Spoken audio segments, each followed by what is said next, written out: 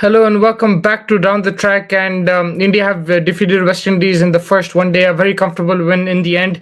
I wouldn't say the perfect performance. I think they were excellent with the ball, but with the bat, there were some scares there. Virat Kohli getting out early. Ishan Kishan after a slow start, not capitalizing. Rishabh Pant unlucky. But yeah, I think India need to be a bit more responsible with the bat. Of course, you have to be aggressive as well. But I think some of the shots, especially Virat Kohli and Ishan Kishan played, it wasn't needed. And yeah, but if you look at the positives, the bowling was outstanding. Chahal coming in, picking up wickets in the middle overs. In these conditions, this is what you want your spinners to do: come and control the run rate by picking up wickets. And if you pick up 3 4 wickets, in generally the run rate slows down. I think Washington Sundar was outstanding on his comeback game.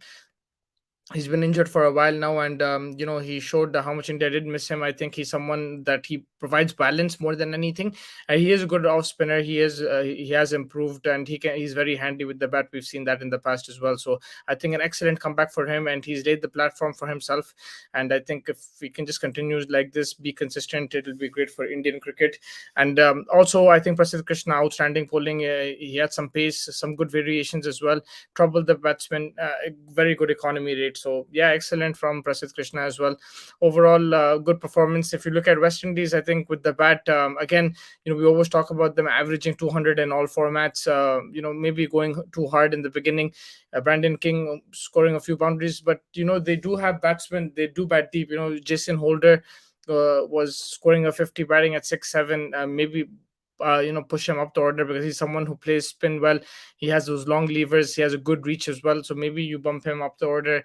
And yeah, I think even Fabian Allen can bat. So it shows that they have deep batting. They should be just a bit more responsible. Try to save wickets. I think they're too aggressive. India sometimes are too conservative, but I think uh, in a 50 over format, you can afford to be conservative in the first 10 15 overs, save those wickets, and then you can attack. It's about rotating the strike as well. You can make use of the power play, but after that, sometimes batsmen get into this thing like groove that you have to hit boundaries, but it's about adapting from the power play where you're hitting boundaries to then rotating the strike, getting those single and doubles, and really, putting the pressure on the bowlers by rotating. So I think that's something that West Indies will uh, need to improve on. If you look at the second ODI, KL Rahul is back. So does he come in for Ishan Kishan? Maybe that it might just be a straight swap, and or does he come in the middle order? I think if Shikhar Dhawan is not there, so then Rahul would probably open, and then you might have somebody like a Kishan sitting out, and when Dhawan comes, then Rahul probably slots in the middle order.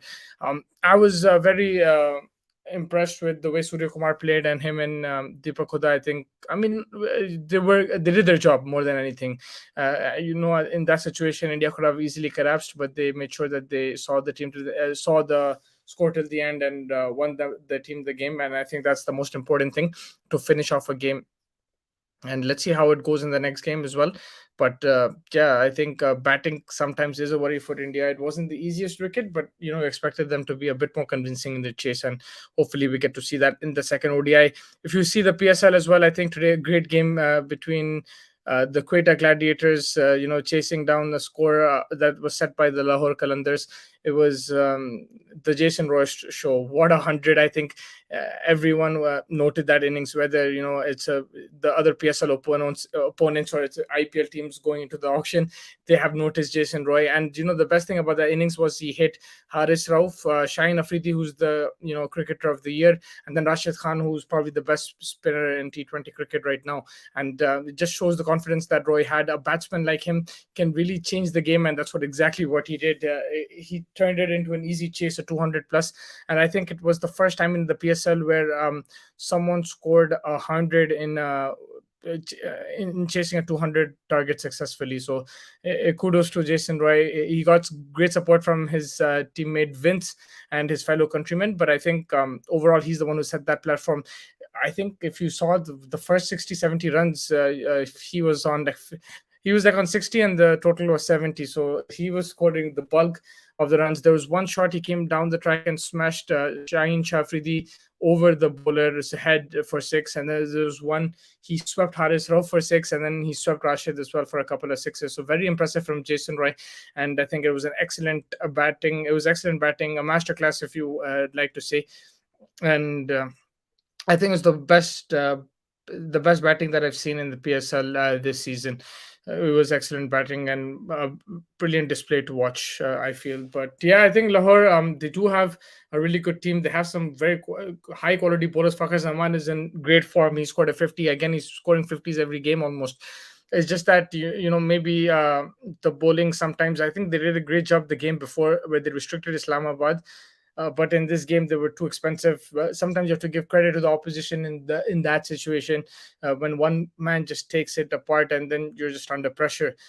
So let's see how they come back strong, because they have the ability, they have the bowlers, they have the batsmen. So backing them to do well this season. But Quetta will be happy.